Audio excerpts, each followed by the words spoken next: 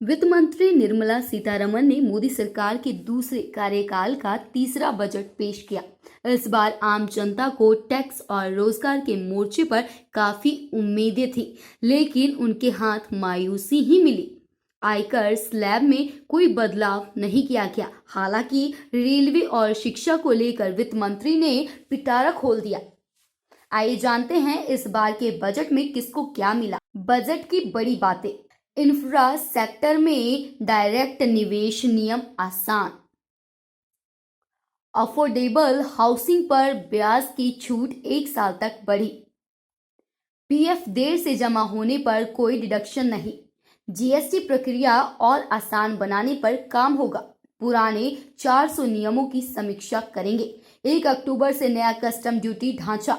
Mobile महंगे होंगे। Custom duty 2.5% बढ़ाई। स्टील प्रोडक्ट्स पर कस्टम ड्यूटी 4.5 घटाई। सस्ता होगा सोना चांदी, कस्टम ड्यूटी घटाने का ऐलान। चुनिंदा लेदर कस्टम ड्यूटी से बाहर। 75 पार के पेंशन धारकों को आईटीआर भरने की जरूरत नहीं। एनआरआई को ऑडिट से छूट मिलेगी। टैक्स ऑडिट लिमिट 5 करोड़ से बढ़कर 10 करोड़ करने का प्रस्ताव। इन क्षेत्रों के लिए खोला गया खजाना। कोरोना वैक्सीन के लिए 35,000 करोड़। हेल्थ सेक्टर के लिए 2,31,000 करोड़। आत्मनिर्भर स्वास्थ्य योजना के लिए 1,61,000 करोड़। सभी जिलों में हेल्थ लैब बनेगी। रेलवे को 1,01,000 करोड़। 46,000 किलोमीटर लाइन का इलेक्ट्रिफिकेशन होगा। 20 साल पुराने वाहन सड़क से बाहर होंगे। 15 साल पुराने कमर्शियल वाहन भी स्क्रैप पॉलिसी में। 2022 के लिए वित्तीय घाटा 6.8%। स्वच्छ भारत अभियान के लिए 1,41,000 करोड़। बजट 2021 में ये बड़े ऐलान। वित्त मंत्री निर्मला सीतारमण ने आत्मनिर्भर स्वास्थ्य भारत योजना का ऐलान किया। इसी के साथ सरकार की ओर से WHO के स्थानीय मिशन को भारत में लॉन्च किया जाएगा।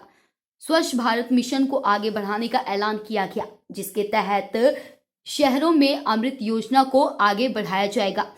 साथ ही वित्त मंत्री की ओर से मिशन पोषण 2.0 का ऐलान किया गया। डेवलपमेंट फाइनेंशियल इंस्टीट्यूट बनेगा। सबको शिक्षा देना सरकार की पहली प्राथमिकता। कचरा प्रबंधन के लिए 1,78,000 करोड़ अगले 5 साल में होगा खर्च। टीयर 2, टीयर 3 शहरों में गए पाइपलाइनों का होगा विस्तार। 100 से ज्यादा नए सैनिक स्कूल बनाए जाएंगे। उच्च शिक्षा के लिए कमीशन बनाया जाएगा। लेह लद्दाख में सेंट्रल यूनिवर्सिटी बनेगी। 15,000 स्कूलों को आदर्श स्कूल बनाया जाएगा। आदिवासी इलाकों में 750 एकलव्य स्कूल बनेंगे। जिस तरह से इस बार बजट बनाया गया वैसा पहले कभी नहीं हुआ। ये एक बड़ी चुनौती थी। पिछली बार जब हम बजट पेश कर रहे थे तब ये पता नहीं था कि ग्लोबल इकोनॉमी कहां जाने वाली है। मैं सदन के सभी सदस्यों की तरफ से इन लोगों को धन्यवाद देती हूं, जिन्होंने देश की बुनियादी को डिगने नहीं दिया। विधानसभा और संसद सदस्यों ने सैलरी दे दी। हमने आत्मनिर्भर पैकेज दिए। इस पर 27.1 लाख करोड़ रुपए दिए, जो डीजीपी का 13% है। कोरोना काल में सरकार ने गरीबों की मदद की। आत्मनिर्भर राहत पैकेज से अर्थव्यवस्था सुधरी। इन शब्दों का प्रगटावा निर्मला सीतारमण ने सदन के सभी सदस्यों का धन्यवाद करते हुए किया। इस बार टैब से बजट पेश किया गया। सीतारमण ने वित्त वर्ष 2021-2022 के आम बजट की एक डिजिटल प्रति राष्ट्रपति रामनाथ कोविंद को सौंपी और राष्ट्रपति से आम बजट पेश करने के लिए मंजूरी ली। इससे पहले केंद्रीय मंत्रिमंडल ने आम बजट 2021-2022 को मंजूरी दे दी। प्रधानमंत्री नरेंद्र मोदी की अर्थव्यवस्था में संसद भवन परिसर में केंद्रीय मंत्रिमंडल की बैठक आयोजित की गई, जिसमें वित्त वर्ष 2021-2022 का अनुमोदन किया गया।